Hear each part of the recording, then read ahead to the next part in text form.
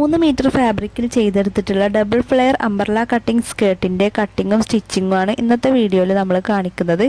ഇതിനായിട്ട് നമ്മൾ 3 മീറ്റർ ആയിരുന്നു ബ്രൊക്കേഡ് മെറ്റീരിയൽ എടുത്തിട്ടുണ്ടായിരുന്നത്. സെയിം ആയിട്ട് തന്നെ നമ്മൾ ഇതിലേക്ക് ക്രേപ്പ് മെറ്റീരിയലാണ് ലൈനിങ് ആയിട്ട് ചൂസ് ചെയ്തിട്ടുണ്ടായിരുന്നത്. അപ്പോൾ നമ്മൾ ക്ലോത്തിനെ രണ്ടാക്കി മടക്കി അതിനെ ക്രോസാക്കി മടക്കിയിടുന്ന പകരം ക്ലോത്തിനെ ആദ്യം രണ്ടാക്കി മടക്കിയ ശേഷം ഒന്നും കൂടെ മടക്കിയിട്ട് 4 ആക്കിയിട്ടാണ് ക്ലോത്തിനെ മടക്കിയെടുത്തിട്ടുള്ളത്. എന്നിട്ടാണ് നമ്മൾ ഈ ഒരു ഭാഗം ക്രോസ് ആക്കിയിട്ട് മടക്കിയെടുത്തിട്ടുള്ളത്. അപ്പോൾ ഇതാ ഇതുപോലെയാണ് നമുക്ക് കിട്ടിയിട്ടുണ്ടായിരുന്നത്. നമുക്ക് ഈ ഒരു കുട്ടിയുടെ മെഷർമെൻറ്റ് അരവണ്ണം വരുന്നത് 20.5 ഇഞ്ചാണ്. 20.5 ഇഞ്ചിൻ്റെ 4/1 ഭാഗമാണ് നമ്മൾ നോർമലായിട്ടുള്ള അംബ്രല കട്ടിങ്ങിൽ ചെയ്യുമ്പോൾ നമ്മൾ മാർക്ക് ചെയ്ത് കൊടുക്കുക.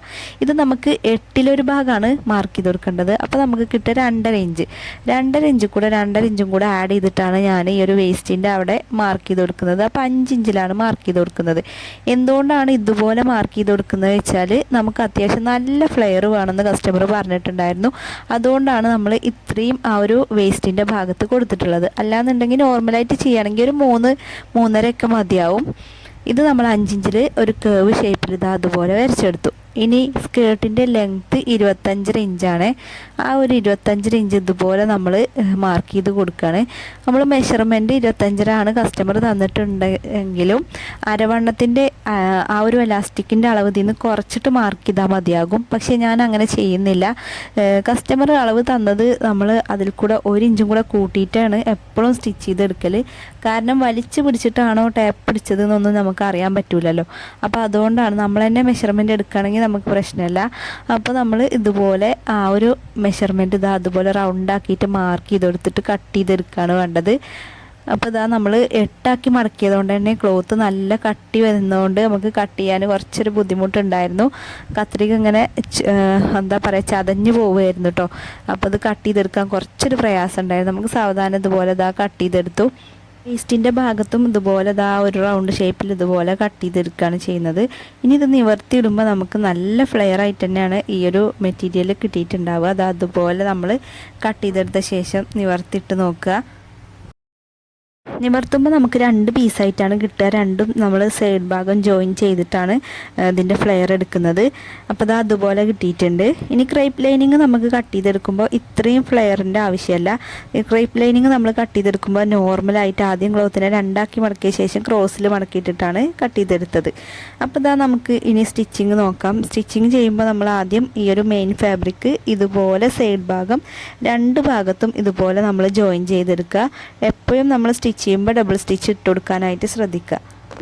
ക്ലോത്ത് എപ്പോഴും നമ്മൾ ഇതുപോലെ സ്റ്റിച്ച് ചെയ്യുമ്പോൾ ഈ ഒരു ബ്രൊക്കേഡ് ഫാബ്രിക്കൊക്കെ ചെയ്യുമ്പോൾ നമ്മൾ പ്രത്യേകം ശ്രദ്ധിക്കണം. അതിൻ്റെ നല്ല വശം ഏതാണെന്ന് കറക്റ്റ് നമുക്ക് നോക്കിയിട്ട് വേണം കേട്ടോ സ്റ്റിച്ച് ചെയ്തെടുക്കാനായിട്ട്. നമുക്ക് 2 സൈഡ് കാണുമ്പോഴും ഇതാണോ നല്ല വശം എന്ന് തോന്നിപ്പോവും. അങ്ങനെയുള്ളൊരു ക്ലോത്താണ്. അപ്പോൾ കറക്റ്റ് നമ്മൾ ചെയ്തെടുക്കുക. പിന്നെ അത് ലൈനിങ്ങും ഇതുപോലെ തന്നെ നമ്മൾ ആ ഒരു സൈഡ് ഭാഗം ജോയിൻ ചെയ്തെടുക്കുകയാണ്. എപ്പോഴും നമ്മൾ ഡബിൾ സ്റ്റിച്ച് ഇട്ട് കൊടുക്കാനായിട്ട് ശ്രമിക്കുക. അപ്പോൾ ഈ ഒരു ലൈനിങ് പീസും നമ്മളിതുപോലെ സ്റ്റിച്ച് ചെയ്തെടുക്കുന്നുണ്ട്.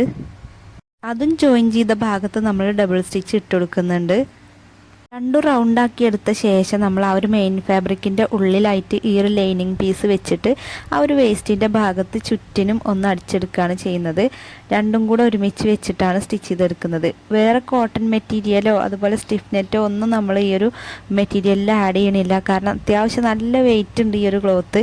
അതുകൊണ്ടാണ്. പിന്നെ ആ വേസ്റ്റിൻ്റെ ആ ഒരു മെഷർമെൻറ്റിനനുസരിച്ചിട്ട് നമ്മൾ ഇതുപോലെ പട്ട വെച്ചെടുക്കാൻ വേണ്ടിയിട്ട് ലൈനിങ് പീസും അതുപോലെ തന്നെ ആ ഒരു ബ്രൊക്കേഡ് മെറ്റീരിയലും ഇതുപോലെ അടിച്ചെടുത്തു.